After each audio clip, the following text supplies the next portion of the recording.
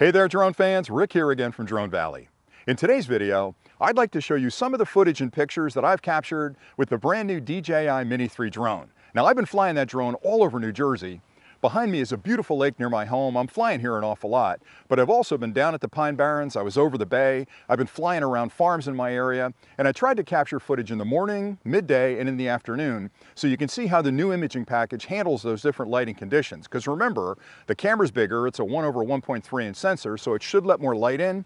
You also have a larger aperture of 1.7, but I think the big difference is the HDR and a chip technology that's in this drone, because that will flip between bright scenes and dark scenes and treat those differently with the HDR being applied to it. So I can't wait to get back and actually put these together into a montage to show you how well this drone flies. The other thing I wanted to point out was it's a small drone, so I was worried initially that it's going to get bounced around in the wind a little bit. Even though it can handle a level 5 wind, that doesn't mean it's not moving around a lot in the air. But I've had this thing up on calm days like today and really, really windy days down at the shore, and it's just unphenomenal. There's no jittering in the picture. It looks tremendously good from up there. So I'm kind of blown away by it, I'll be honest with you, but judge for yourself. So stay tuned, I'll show you the montage, then I'll come back at the end with a few final comments.